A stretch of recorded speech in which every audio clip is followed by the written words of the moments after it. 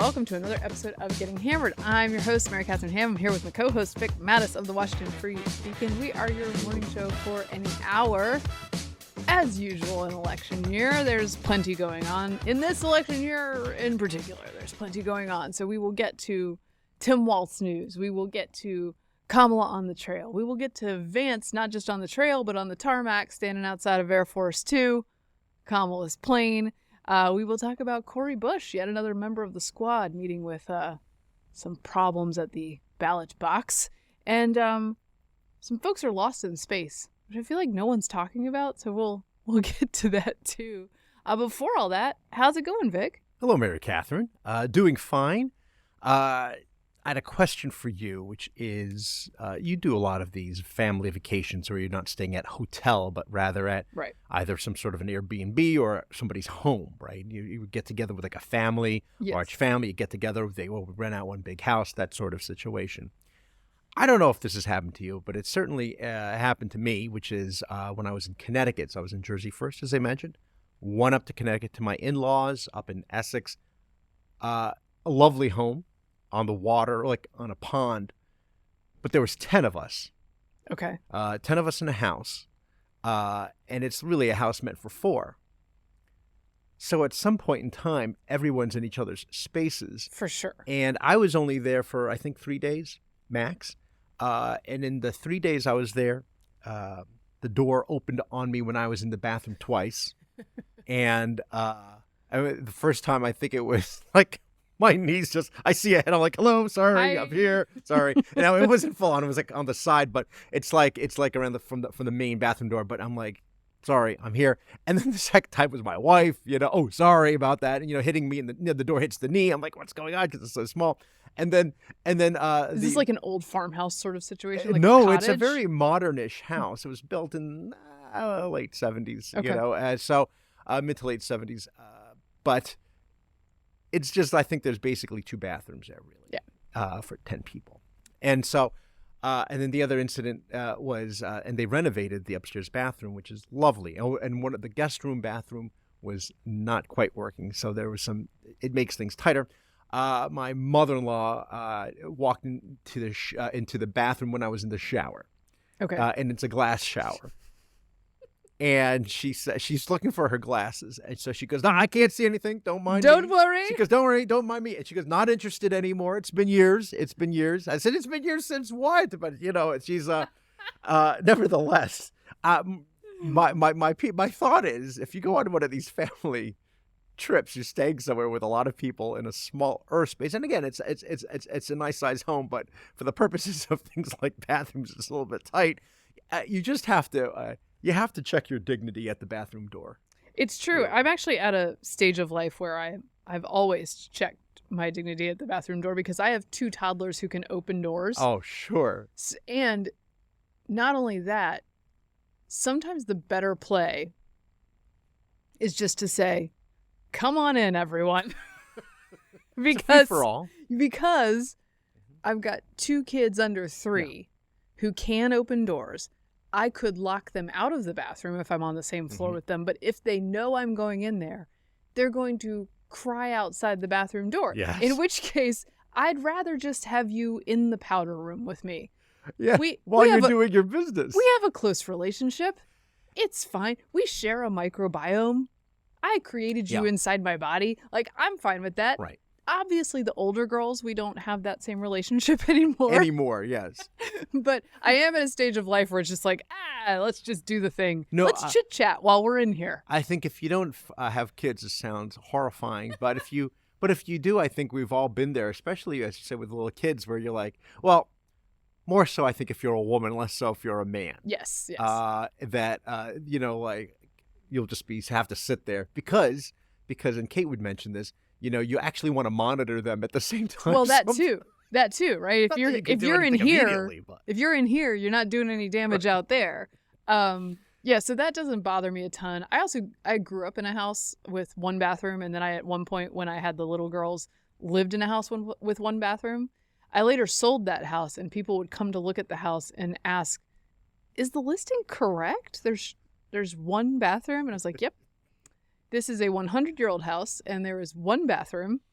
Technically, there's like a quarter bath in the basement because there was just a toilet that sat on the basement floor with nothing surrounding it. I was going to say, so not a half bath. A quarter bath is what I would call that.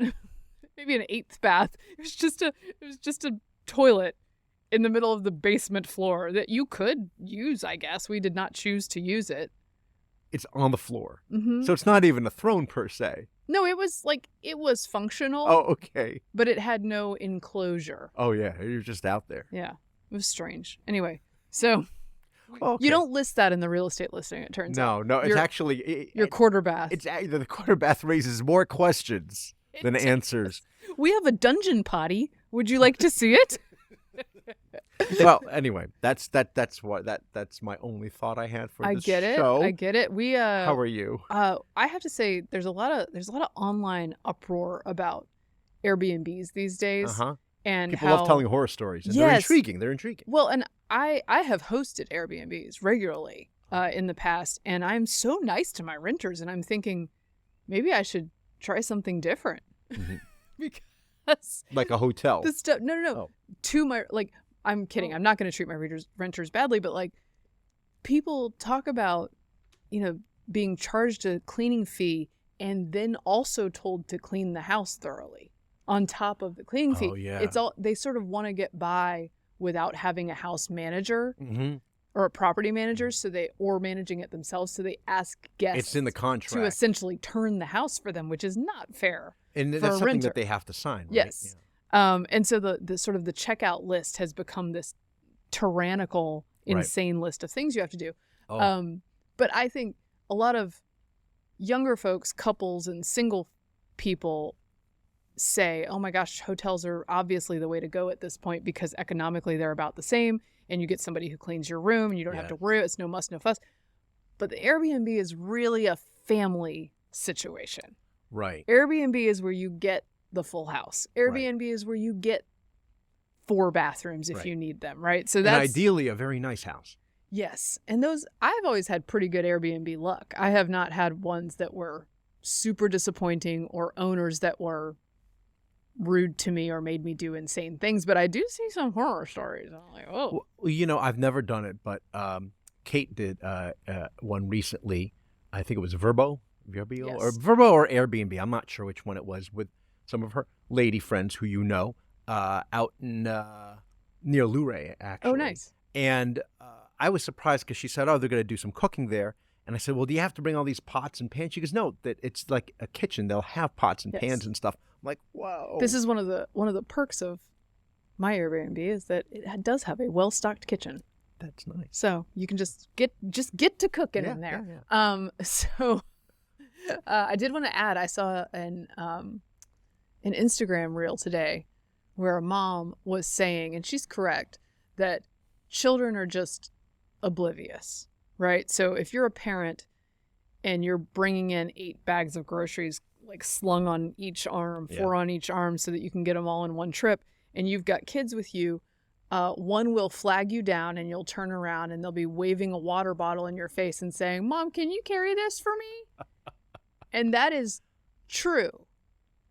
But let me just do a pro tip, which is if you're having kids, once they get to be of an age where their arms function and they can walk, make them carry something every time they get out of the car. Oh, that's a great yes. Every time. So this is a thing that it will not surprise you that Steve is very good at turning into a habit for our kids. So yesterday we came back from a very long trip in the car from the beach in North Carolina up to here. So it was a haul and the babies were not happy about it. That's a trip. So it was quite a thing. We get back, but because the big girls have been trained from the time they were 3 and 5 probably to carry stuff, we hit the driveway within 20 minutes. Everything is out of that car and the car has been cleaned of trash and vacuumed. Oh my gosh. The vacuuming is the extra. That's the extra. It's a nice touch. Touch on the end. But I obviously bring my stuff in, but we have a system where everything dirty goes to the laundry room and immediately goes in the washing machine. The point being, if you start them when they're young, when I met Steve, my kids were sort of at the helpless but becoming more helpful stage. And at one point he saw me carrying a bunch of stuff and goes, "Are their arms broken?" And I was like, "Oh no, they actually, yes, they're perfectly functional." That's right. And so it is a habit in our house that every time you hit the door, kids carry something. And now the little ones, even though they are little, but 2.5 or 3, my toddler is a beast, man. She's a strong, strong little girl. She has a little backpack that she carries, or she can carry some trash in with her. Right. So that every little knows. thing, even if it's a little thing, it helps. Yeah. So let that help you with your family trips a little bit. That is a great pro tip. We did this with our kids, namely our daughter, starting last year. I think my son's always been better at this, obviously, but I'm like, wow, it's so much better now. Now that you're lugging your own luggage. Many hands make light work, as they say. I do think this is a thing that when you have a lot of kids, it forces you into being like, well, I can't carry 4 kids' stuff inside. No, so if at least 2 of them help me out, take care of it, then the other 2 I can handle, and those 2 are going to be trained up soon also. Now, unpacking is a whole different story, by the way. Yeah, I'm not good at that part. Yeah, neither is somebody else in our house, but I'm not. No names. I'm not good at that part. It stays there forever. What I end up doing, actually, I end up doing is like sacrificing my own ability to unpack by sort of supervising everyone else's unpacking. Yes. And then it gets to my bag, and that junk will sit there for a week. I'm sure that's what I will be told the same. So. All right. Shall we get to the news? Let's do it.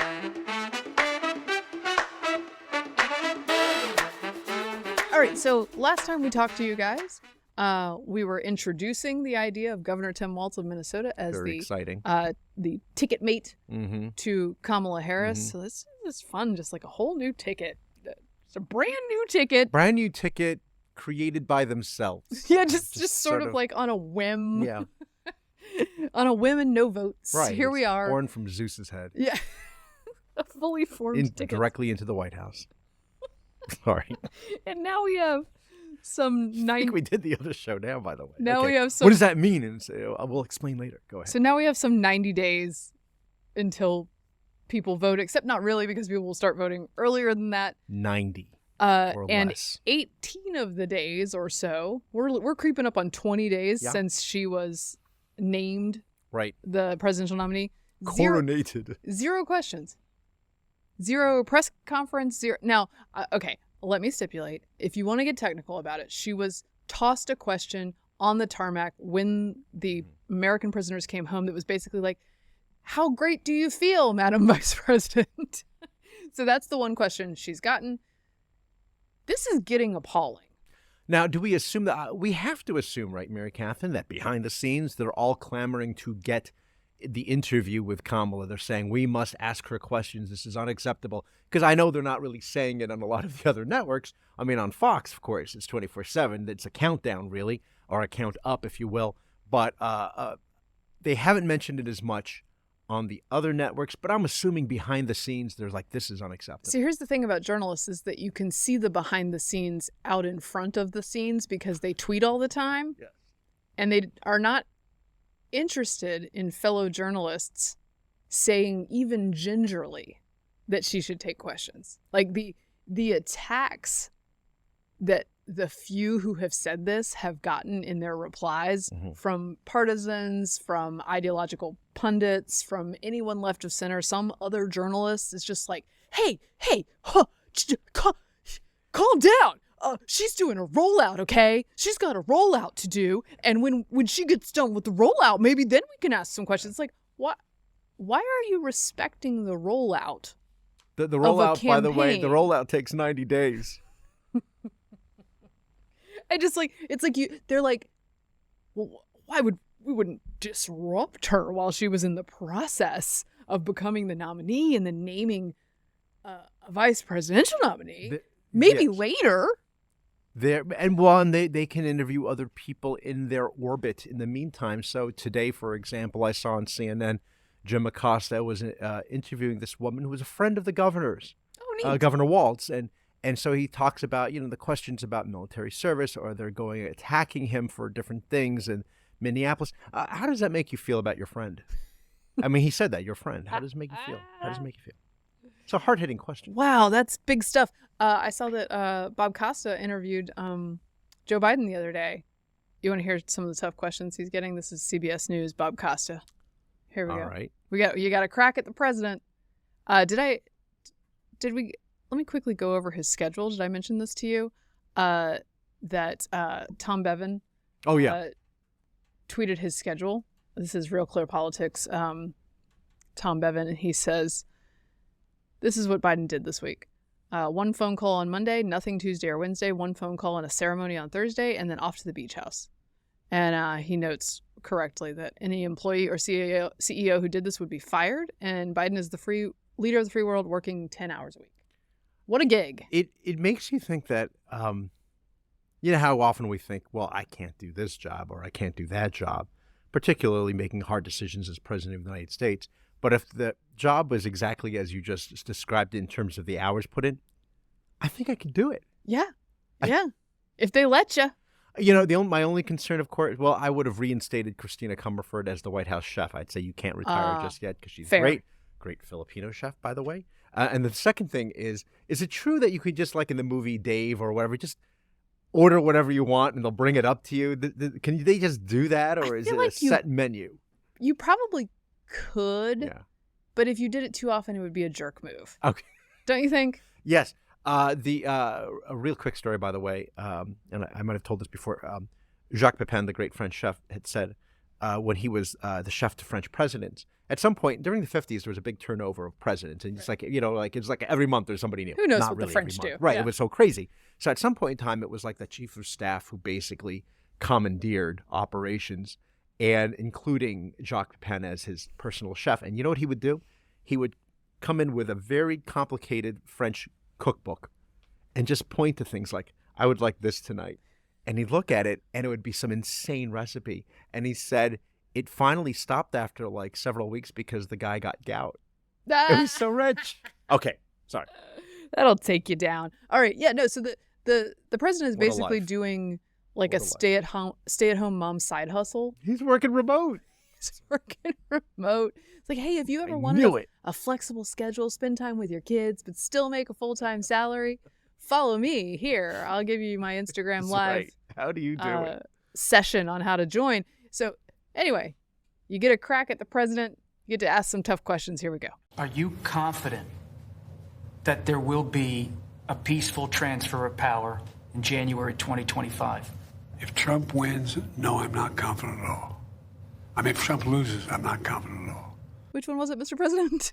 He's doing great. Either or, we're going to stop. He means what he says. We don't take him seriously. He means it. All the stuff about if we lose, there'll be a bloodbath. Have to be a stolen election. Look what they're trying to do now in the local election districts where people count the votes. They're putting people in place in states that they're going to count the votes, right? The bloodbath thing's a lie. Yeah. The first part doesn't make any sense. That was dispelled a long time ago. This man's not doing the job of president. We can say. Was there more? I was wondering if there was more. No, we're gonna let him. We're gonna let him off the hook after that because that's quite something there.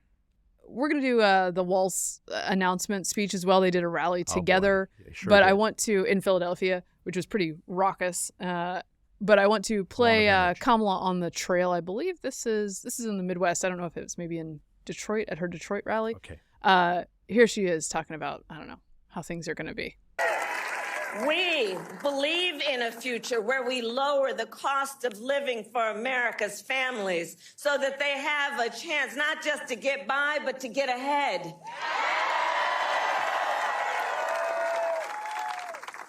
Because while our economy is doing well by many measures, prices for everyday things like groceries are still too high.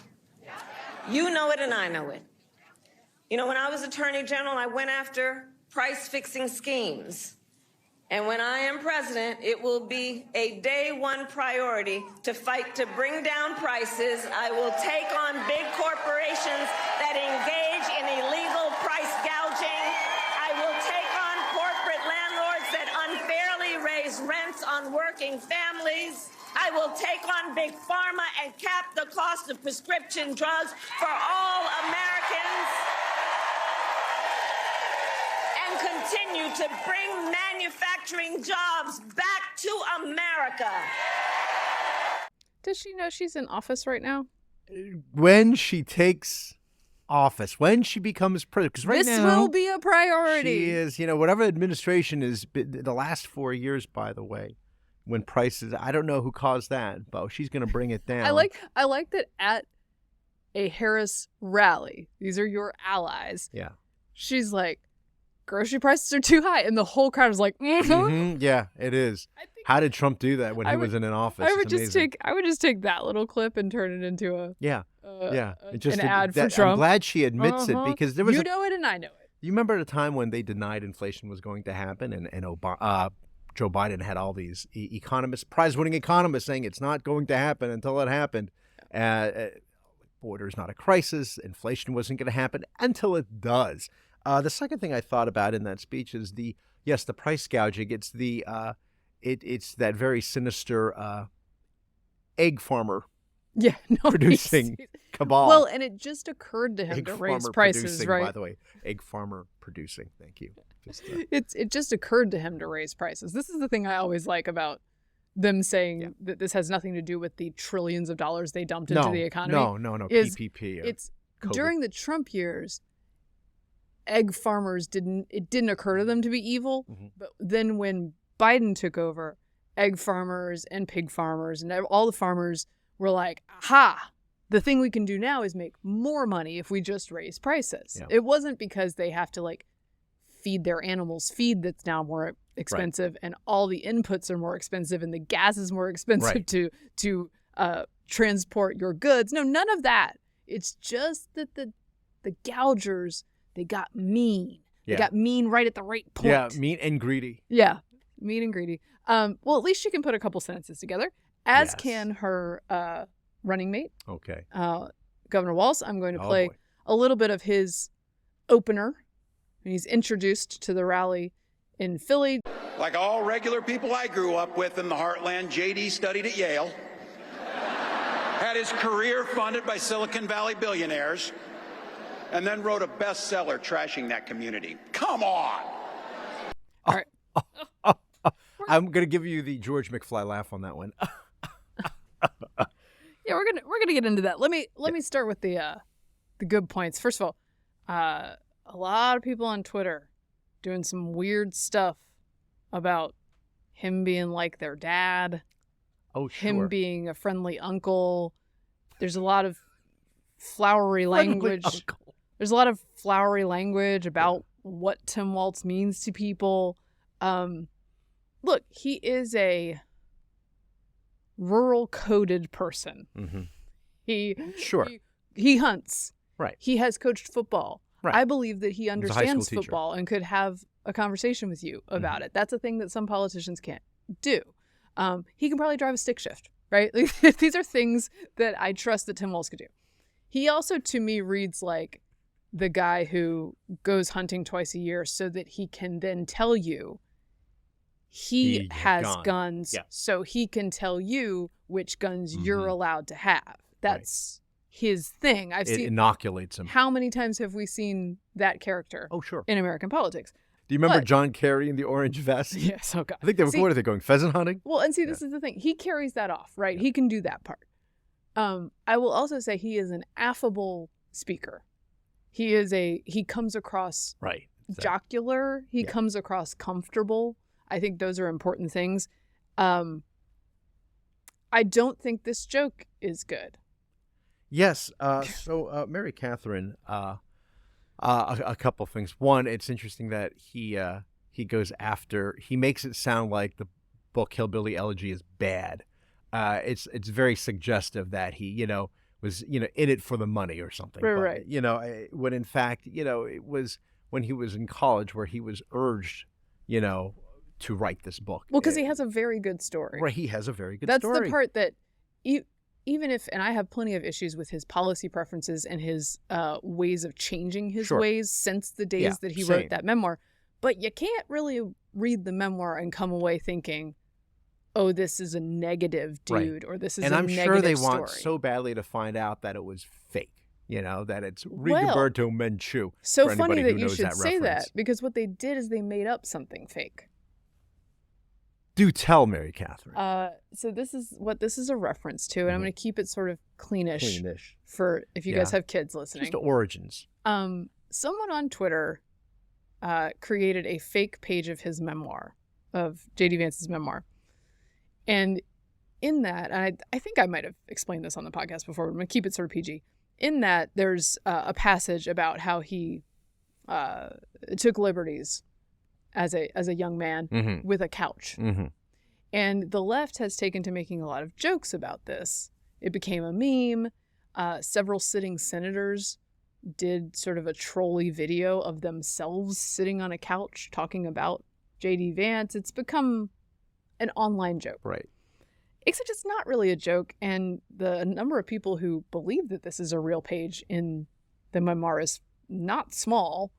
And there's a whole backstory now that's sort of backfilled to say, oh, it was in the first edition and they took it out for the second edition, which is why you don't see it in your Hillbilly Elegy. Okay. So that's the background. That's the part that matters, is that people believe it. It doesn't, then the damage is done to your benefit. Right. And so the trick of this, of course, is that you can't really defend yourself because you're elevating this insane thing that is completely made up. And demeaning yourself. And you're demeaning yourself by addressing it.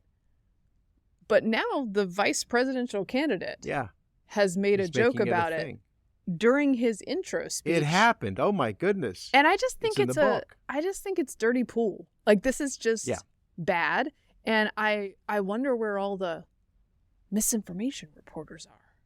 Yeah, the ones who would warn you, sobering warnings about the misinformation on the Republicans. Oh, wait a minute. It wasn't that's why I get confused. You got rightfully worked up about this, Mary Catherine, and a good friend of mine texted me, asked me if I had seen your tweet about a traffic cone. I said, what are you talking about? And he just said, salty MK is the best MK. That's what he said. And yes. Well, so what I did, and then I saw it, and I just want to say, Mary Catherine, you were like on Twitter. You were like Joe Pesci in Goodfellas. For goodness sakes. Okay. Well, so I was ranting about it, and I used the F word many times while ranting about it. And not FM dash. Yeah. So I used the F word many times, and I said I'm using it because what makes it possible to get away with this is that they don't have to say it. If they had to say the word, if they had to allege that this is the behavior that they are accusing someone of, they wouldn't say it because it would make them look bad. But this wink and nod stuff is ridiculous anyway. So, and then I started my own rumor that he took liberties with a traffic cone. Which, sorry, Walls. I mean, okay. Sort of see how that might Turnabout's work. fair play. I can see how that might work. The one that's the hollowed out cones. Okay. Mary Catherine, did you get any sort of, were you slapped with some sort of a warning on your content warning on Twitter? Although I do think this is interesting. I noticed 2 other people tweeted about it that night and said, doesn't this seem bad that he's doing this? And it was Billy Binion from Reason. Sure. And Andrew Egger of the Dispatch. Of the Bulwark. Oh, excuse me, the Bulwark. Yeah. I didn't get as much blowback as they did. Oh, yeah. They got tons. Yeah. The left was very mad that anyone would take umbrage at this fun political tactic that they have pioneered here. I shouldn't say pioneered. Donald Trump makes up stuff, which is why we on the podcast were like, hey, you're in Georgia. Why are you making up stuff about Brian Kemp in 2020? This is a bad way of doing business. So I will say, I think Jake Tapper had mentioned on the show that he found it rather disgusting. Yes, and I appreciate that. Whatever happened to aiming high, because that's not. You were going to say you appreciate it. I just appreciate anyone saying, yeah, whatever did happen to We Go High, They Go High. Right. I can say it. They go Excuse low. me. So we go fool high. Fool me 3 times. Shame on all of us. This is how we are now. Wait for the next episode, folks. At any rate, what happened to We Go High? Right. Right. And when you mentioned Egger and who else did you mention had mentioned this? Billy Binion. Yeah. And the replies that they get. There are 3 kinds of replies, right? One is, lighten up, relax, it's a joke. The other one is, well, it's about time that the tables are turned. Trump did it to us all the time, so now you're going to get it. Okay. Yeah. And then also throwing in, oh, by the way, I didn't realize you're a Trump lover. Oh no, it's always that's Andrew Yeager. It's always sure. if you say that the behavior of the left is bad, they will always say, so I guess you love Donald Trump. It's like, well, I can briefly glance at my tweets and briefly glance at yours and tell that I have a record of saying when my own side is doing something it's really quite wrong amazing. and you do not. Crystal isn't too. Yeah, that right winger. Chris. But then there's the third. Chris Alyssa also, by the way, expressed concern that she hasn't answered questions, and he's also getting a bunch of pushback, and I appreciate him bringing it. Yeah, because you're not playing the part you're supposed to play. But there is a third answer, by the way, to all this, and that is, it's true. You know what I mean? Because that's the part that they want actually to secretly work. Well, I think someone said to me, people just want to believe terrible things about their adversaries, and this is a way to seed terrible things. Right. But I whither the misinformation reporters? Where are they? They're generally so attuned to internet rumors, right? But not this time. I'm sure they'll come after me about the traffic cone. But there's another story on the internets right now that is based on far more than this, which wouldn't take much because, that one's totally made up. But there are some long time and now resurfaced complaints from fellow servicemen about Tim Walz's National Guard service. He was a member of the National Guard for 24 years. Yeah, rose to a very high-ranking NCO. Not an officer, but he was a high-ranking NCO. He then retired in 2005. His unit was deployed to Iraq shortly after that. And there's a couple of different allegations going on here, so I will lay them out with the help of A.G. Hamilton, who's like always on point and has put them in a nice list for me. So I'm just going to crib some of that. Yeah. Okay. So one, there's the allegation that he was deployed during his time in the National Guard, but that he sort of dipped out early because he had a sense that they were going to go to Iraq. Right? That's one of the allegations. Cut and run, yeah. That one's a little harder to pin down because you don't know if the retirement was organic and then this thing came up. There's some indication he knew that they would go to Iraq. Yeah. There's some indication that is how the Free Beacon has reported it. And that his fellow servicemen, including, and I think this is important, the guy who had to take his place is one of the ones lodging this complaint and has been doing so since 2018 because he said, I'm the one who had to step into these shoes when he dipped out, right? Okay. That one's a little harder to nail down because not everybody understands the ins and outs of that and how these things work. However, there are several articles that claim he was deployed in Iraq where he's featured by someone. Yeah. He was not ever in Iraq. There's a book he endorsed that claims he was deployed in Afghanistan. He was not. It's unclear where those things came from. Did they come from the reporter or did they come from him? He's made numerous statements over the years suggesting he served in a war zone. Yeah. There's tape of these. One of which he justifies his switch on gun control by saying, these are guns of war that I carried in war and we don't need them as civilians. Right. So, that one's being very careful with the language, by the way. You notice how he wasn't explicit.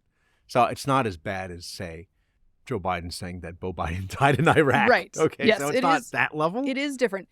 On his websites at various times, he has had pictures of himself with captions indicating he was doing Operation Enduring Freedom, when in fact he was deployed to support Operation Enduring Freedom, but he was in Italy, not Afghanistan. Yeah, or Scandinavia. And then lastly, he did hit this rank at some point, but did not complete the requirements for it because he retired. Yeah.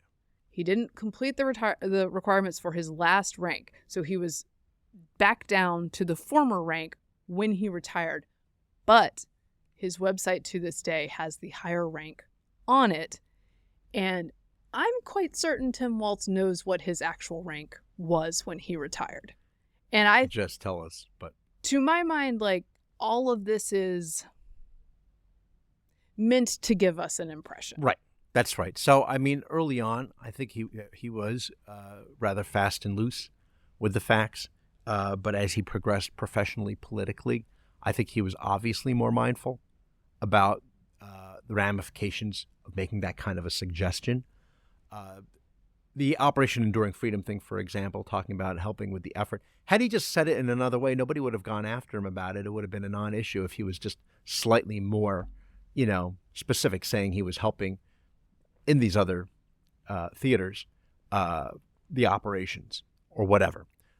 Instead, it reminds me of, it depends on his definition of how broad the definition is for him of Operation Enduring Freedom. It's sort of like if you're a foreigner and you land into Dulles and it says, "Welcome to Washington, D.C., National Capital Area." And say, wait, are we here or are we not here? Are we not here? No, where's the capital? It's not quite the same. The question of stolen valor right now, that's what's happening. Yeah, let's play actually. Vance on this front has had a statement about this. Well, I wonder, Tim Waltz, when were you ever in war? What was this weapon that you carried into war, given that you abandoned your unit right before they went to Iraq, and he has not spent a day in a combat zone? What bothers me about Tim Waltz is the stolen valor garbage. Do not pretend to be something that you're not. I'd be ashamed if I was him and I lied about my military service like he did. Strong words. Yes. So this came up actually the other day with Andrea Mitchell on MSNBC when she was interviewing Nancy Pelosi. And she asked the Speaker, Madam Speaker Emerita, her thoughts on this. And Nancy Pelosi shot back, well, did J.D. Vance serve? Was he deployed to Iraq? And it's funny because, or did he serve in combat? Yeah. They serve in combat. And Andrea Mitchell equivocated. And she said, I think he was in Iraq. But then she just left it at that. They move on to the next thing. But you get into this territory of, trying to one-up each other in combat and in military service, rather. Right. And here's the thing. That is largely a conversation between veterans, right? Yeah. I remember when Pete Buttigieg came on the national scene, and he served as a Navy reservist. Yeah. And a lot of people who don't like Pete Buttigieg, and look, some of them are veterans who did much harder service than Pete Buttigieg. I have no doubt, right? Mm-hmm. But a lot of people are alleging, hey, this is just a resume builder. He just wanted to put this on his political sort of trajectory so that it was part of his bio. And I said, no. He served. Mm-hmm. He gave up his freedom to be sent to various places at the whim of the United States government to fight for us in whatever capacity that was. And he actually was in Afghanistan at one point. So I didn't like that people were sort of doing that to Buttigieg. Yeah. This is sleight of hand from the left saying, alleging that anyone is saying, or that the complaint is that he wasn't in combat. That's not the complaint. No. Your 24 years of service are honorable. Right. The problem is whether you're in combat or not, problem is if you imply that you were in combat when you were not. That's right. The lying is the problem. Yeah. And some people will say, oh, this isn't such a big deal. It feels problematic to me, and it feels like a sullying of a very good part of his bio that didn't have to be sullied unless you were sort of fudging your rank and sort of fudging what you did in the service. It's also a sign of how short the time we have between now and Election Day, which is 90 days or so, roughly, less than that. Because you get the sense that the Harris team probably did not do a lot of vetting in this regard when they decided. Well, Eric Holder did it for him, and he's quite a guy. Oh, that's right. Well, yeah. So, like I was saying, the vetting part was a real problem. It is interesting because people will get in that sort of, again, I was saying the one-upping. 20 years ago, when I was at the Standard, and during the Iraq War, we would get all these sort of mean, nasty letters about, well, why don't you send your son to Iraq if you feel this way? Why don't you send? Right. And, they always tell you never to reply to these people.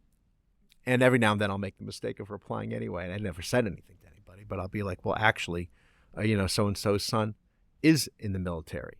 oh, he's in the military. Well, what branch though? What, Air Force, Coast Guard? And I'll be like, no, he's a Marine. Oh, okay, he's a Marine. This was a back and forth, by the way. Well, is he in Iraq or is he back home stateside? And I'd be like, no, he's in Iraq. Okay, he's in Iraq. Was he in the front line? Did he actually see combat? Oh, yeah, no, he saw some combat. Was he shot at? Was he, I mean, like, where does it end? Where does it end? So anyway, but that's neither here nor there, because as you were pointing out, that's not the issue. The issue is... No, they're saying that's the issue, and that's they're saying not it's the issue, but it's not. Right. Anyway, look, he's not the top of the ticket, obviously. Right. We'll see how much it actually weighs. This kind of thing annoys me. It annoys veterans that he served with, one of which, J.R. Salzman, by the way, an Iraq War veteran that I've known for years. He lost an arm in combat. He was in that unit. He's also, by the way, a champion log roller, like a lumberjack champion. And he has been very outspoken on Twitter about this. And so just having known him, that seems relevant to me. Yeah. And I was going to say, and he has street cred. Yes. So it's not That's just the thing. some armchair. When the complaints are coming from the guy who did your job when he went, right, and other soldiers that were in your unit, it becomes more problematic for you. The interesting question with such little time left between now, the convention, and the election itself, and people start voting, is whether or not it sticks. Because on the one hand, I mean, maybe it turns into something like John Kerry in the Swift boat controversy, right? Or on the other hand, it turns into Richard Blumenthal of Connecticut. Remember when he had lied about, or was misleading, I should say, about having been in Vietnam when he was not. He's never paid a price for that. Really. No, and he's a senator. Yeah. And I think, look, if it came up in the vetting, which is it going to be is a question. Well, I think if it came up in vetting, there's a good chance that Holder and many people on the left don't know that much about military service, and we're not deeply invested in figuring this out. Right. Two, that they think there's no price to pay for this, so it's fine. Right. And they're not wrong, because the fellow soldiers who have brought this issue to the fore, and by the way, some of this has been validated by paperwork from the Minnesota National Guard, particularly the rank thing. Right. That he did not complete this last rank to be command sergeant major. It's validated. It was sent to press in Minnesota while he was running for office, and Minnesota newspapers and news sources validated all of it for themselves and just never ran with it. So, they might be correct. At any rate, J.D. Vance, for his part, also has found an innovative way to try to get people to answer questions, since the press will not be asking them and the opposing ticket will not be answering them. Walz, by the way, was asked on a tarmac, we're getting at least one question shouted at Tim Walz about this. What do you say about accusations of stolen valor from J.D. Vance? And he just walked away as if he didn't hear it. So Vance has a more aggressive tack for this. Yes. He lands on the same tarmac as Kamala Harris in Air Force 2, and he walks over to say, "Hey guys." Hi. So I know you're covering the vice president here. I figured I'd come by and one, just give a good look at the plane, because hopefully it's going to be my plane in a few months. But I also thought you guys might get lonely because the vice president doesn't answer questions from reporters and hasn't for 17 days. Have they given you guys an explanation for why she won't take questions from reporters? No? Nobody? Okay, great. Well, I hope that she changes her mind, because it'd be good for the American people, and I think it'd be good for you all if she actually ran a real campaign instead of one from a basement with a teleprompter. So have a good one, guys. See ya. What would you like to hear from her? The press covering Kamala Harris is like, this is the first I've heard of this. Interesting. Well, let me write this down. Let me take some notes on these positions. Positions have changed? Tell me more about these. So look, there were some people who reacted with, "How dare he get so close to Air Force 2 and Kamala Harris, our queen." Okay, Kamala Harris just said a couple of days ago, "Say it to my face," to J.D. Vance. So you don't get to say it to my face, and then he walks over near your plane, and you're like, no, run away. Run away. Ridiculous. I like this move. I thought that was fun. No, I mean, J.D. Vance had a very rough go of it after the announcement, obviously. After the convention, I should say. and hasn't been easy, but he shouldn't be underestimated. He's very smart. He's very well spoken, and I think he can handle sort of the criticism and go toe to toe with Tim Walz.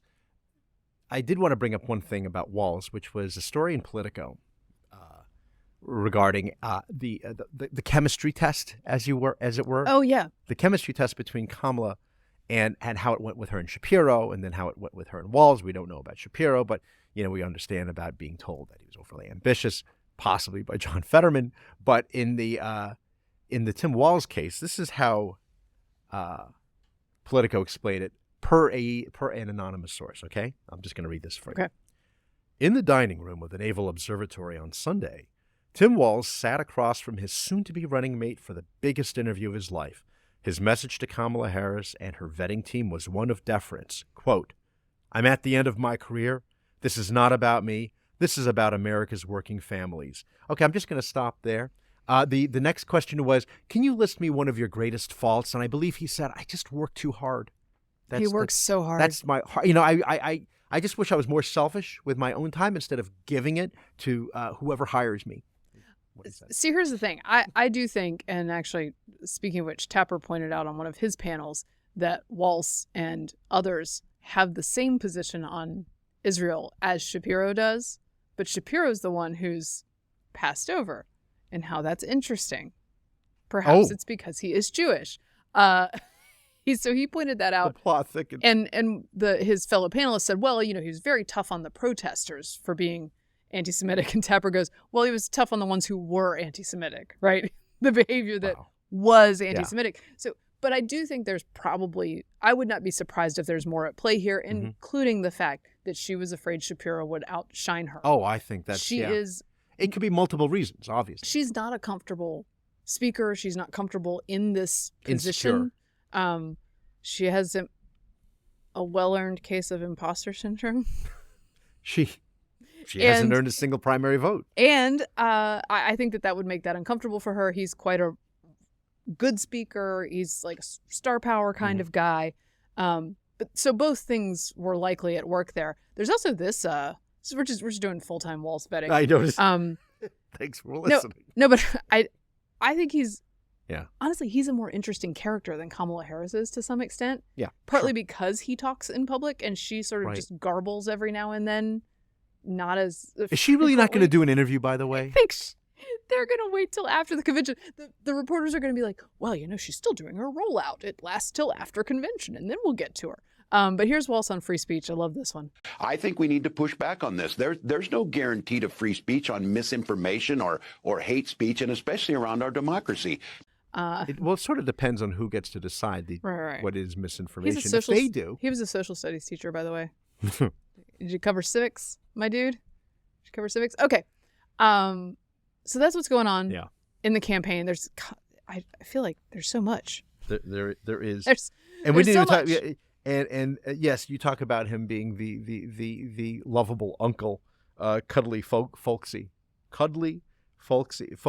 folksy and joyful is what we're told. The joyfulness these days. is very interesting because Oh yeah, they got their new chip installed and they all say joyful now. Yes, they said weird last week. Now they say joyful. The last message, the new memo is about joyful and the politics of joy. And Crystal has actually mentioned this, which is accurate because we just ran a review, a double review of two Hubert Humphrey books reviewed by the great Dave Garrow, which talks about Hubert Humphrey's message. In '68 was the politics of joy. And they're clearly channeling that, right? And the thing is, it's like, we want to bring the happiness and the joy back into politics. And the parallels are eerie because, of course, Humphrey himself was a vice president who was thrown into the presidential election when his boss decided not to seek re-election. And it didn't go well. It didn't go well for him. I was going to say it didn't go. And he's from Minnesota, like the running mate. President Humphrey never came to fruition. No. Also, it's the worst job in the world. One more thing I must point out, which is this clip from Walz's intro speech about, he's a real live and let live guy. Can't wait to debate the guy.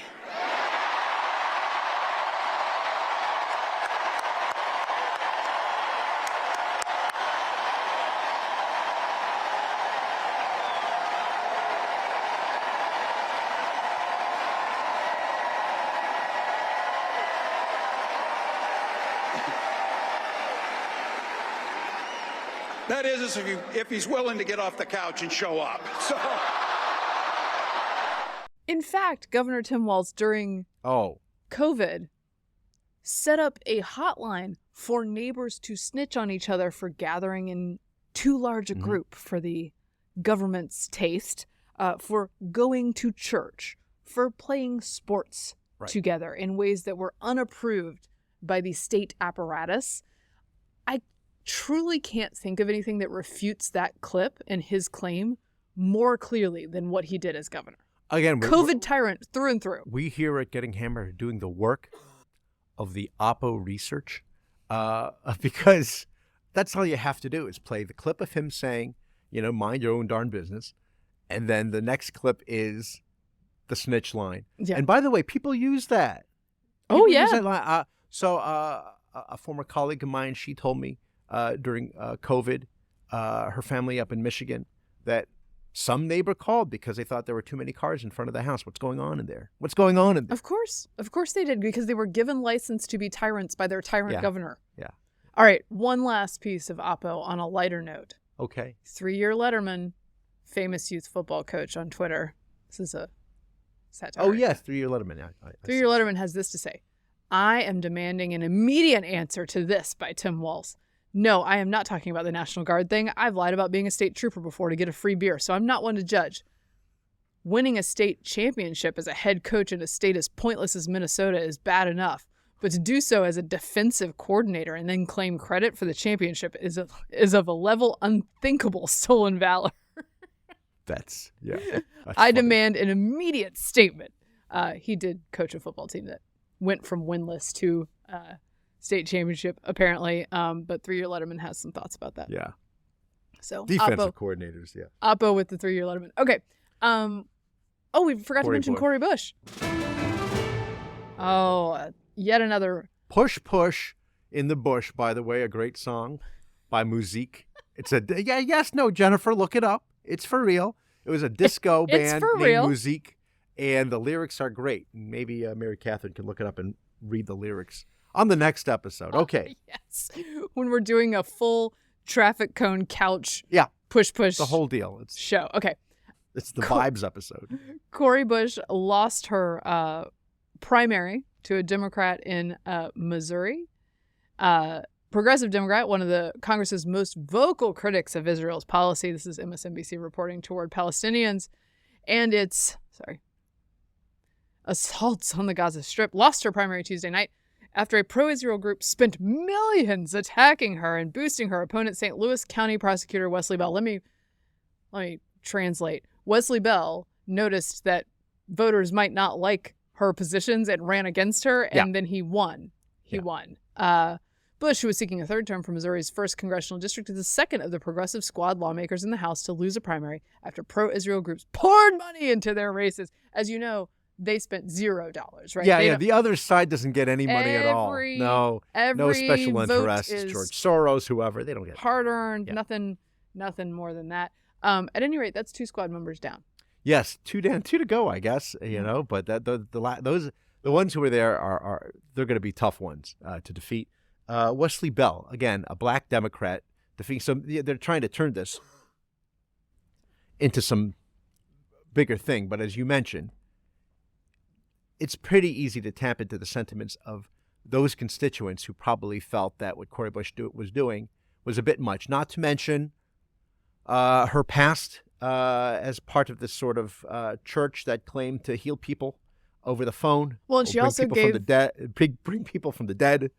She also gave the weird security job to her family husband, members, yes, right? Courtney Merritt's her husband. Just paying them out of her a lot budgets. of money, and to another fella who claimed to be 1 trillion years old and had power over the weather. Well, I mean, he sounds like a really good security guy, if that's the case.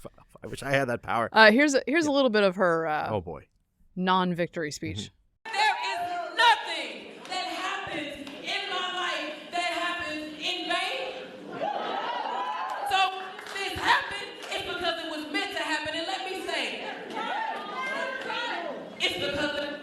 That I need to do, and let me say this.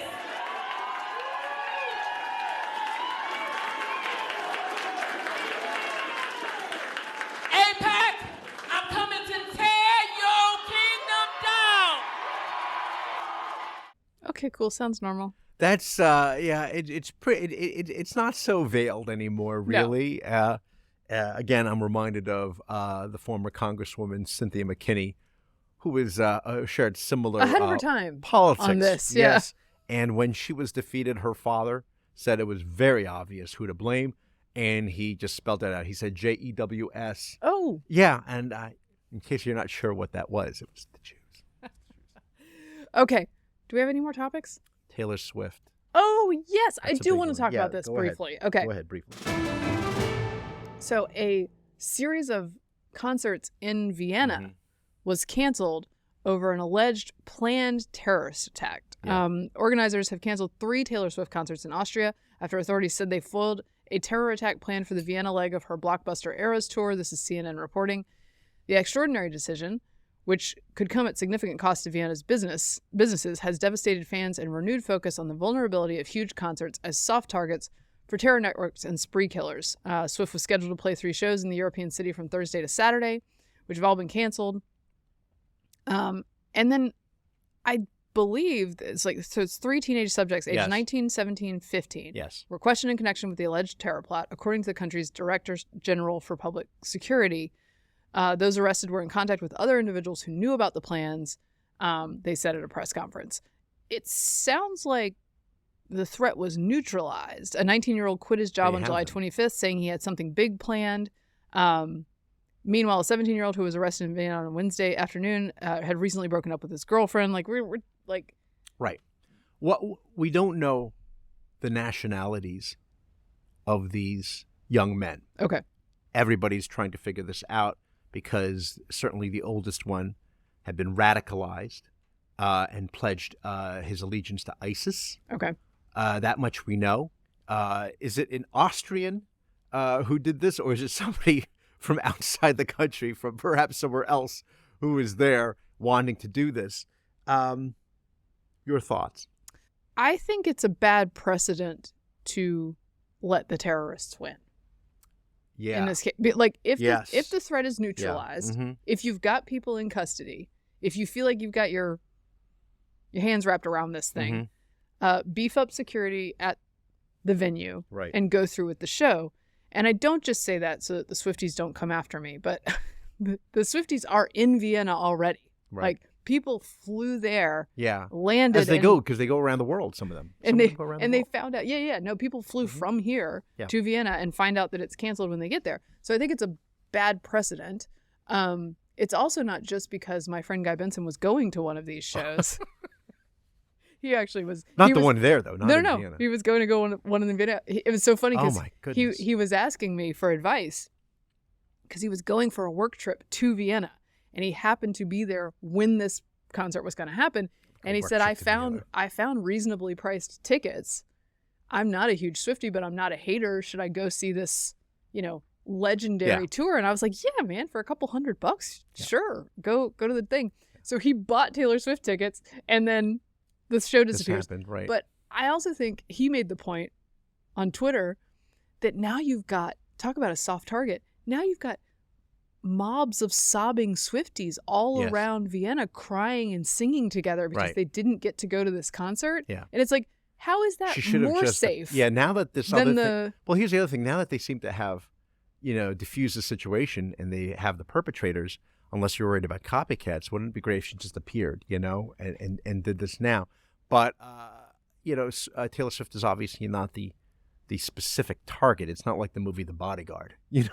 I'm going after Whitney Houston. No, it's... Well, and I'm sure she obviously has to answer to the authorities on this and can't go through with things even if she would like to. But I do think it sets a bad precedent. It does. It was going to be an attack, and it was going to be and I get it. It was going to be an attack on Western culture and all these, fans. I have to say that I was at first when I heard Vienna, I got excited because I thought it was Vienna, Virginia. You can just go down the street.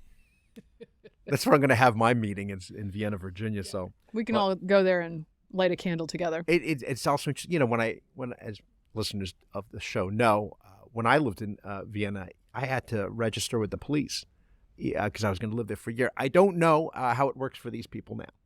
meaning the people who are plotting this terror attack. Did they register with the police? I have no idea.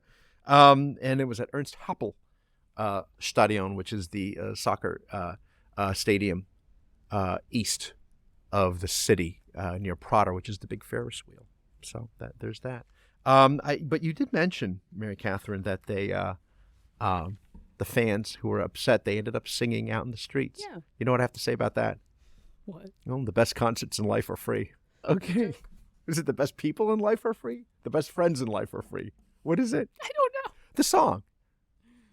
Best people in life. All right, yeah, the New Romantics. See? There you go. I'm doing a Taylor Swift reference there. She missed it and I got it. I did. I'm sorry. Oh, my Okay. gosh. Props. All right, let's close it out. Let's close it out. Quick call out to listener Jeffrey Heinzman, who says, by the way, don't change the song. Song's great. And he says, Datsun, I made a joke about buying stock in Datsun. That was bought by Nissan, or as they say on Top Gear, Nissan. Okay, that wraps up this episode of Getting Hammered. Remember, you can subscribe to us on iTunes, Google Play, and YouTube. You can follow me on Twitter at Victorina Mattis. I'm at MK Hammer on Twitter, at MK Hammer Time on Instagram. You can follow the show at Getting Hammer Podcast on YouTube or Instagram. Thanks for getting hammered responsibly. This has been a Nebulous Media Podcast.